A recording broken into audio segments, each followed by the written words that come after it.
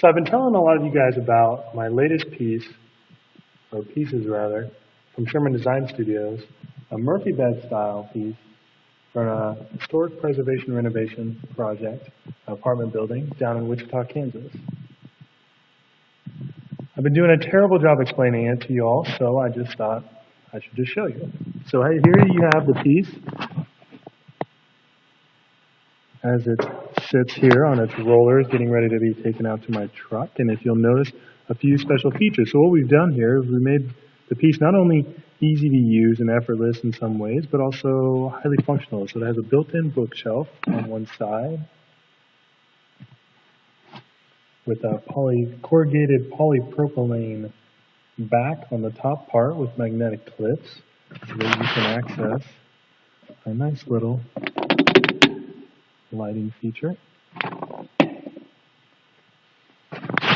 You see the handle at the top, and the other two vertical bars are legs. So these beds, unofficially being called Sherman beds, I believe, are a little bit different than a typical Murphy bed. So this is actually how the piece will look in the space. If you can imagine the back of it being against the wall, and these 2x4 blocks not being there. So the difference in what we've done is we've actually hung the Murphy bed from the wall. So typically a Murphy bed is built in to the wall, resting on the floor in the space.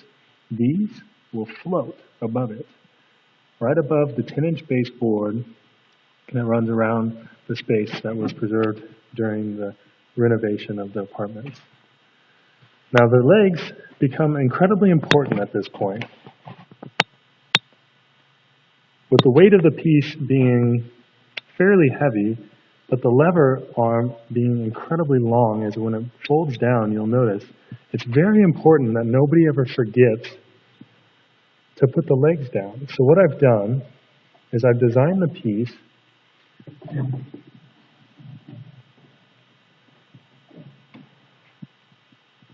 geared it so that the legs will always come down. So I attach this chain, tension cable and sprockets to the pivot point here at the base. And you can see this sprocket is bolted then into that pivot point and locked into place with a couple nuts. You don't see the other one, but it happens within the metal frame here.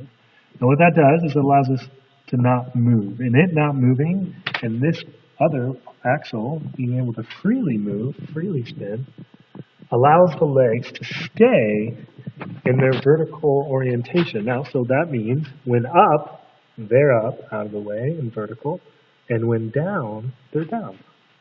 You also notice the two hydraulic-looking things. You'll notice these on your cars and hatchbacks and whatnot. These are called gas springs.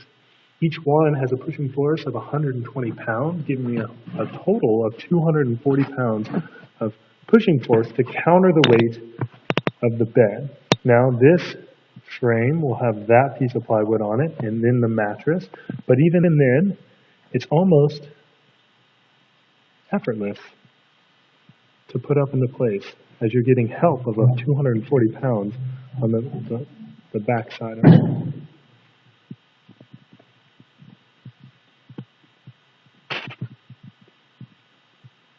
Now you notice on the back of the piece, and they're all like this, there's a large piece missing. You could see through it earlier on the other one. And the reason on this was twofold. One, to limit weight, as this piece of material was a little excessive in that it didn't need it for strength. And then two, as an access point. So you would actually be able to get to some of the existing conditions in the space.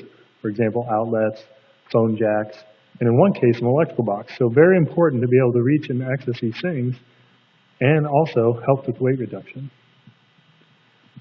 So these are the pieces as I've designed them, and there are two things that I really like about them.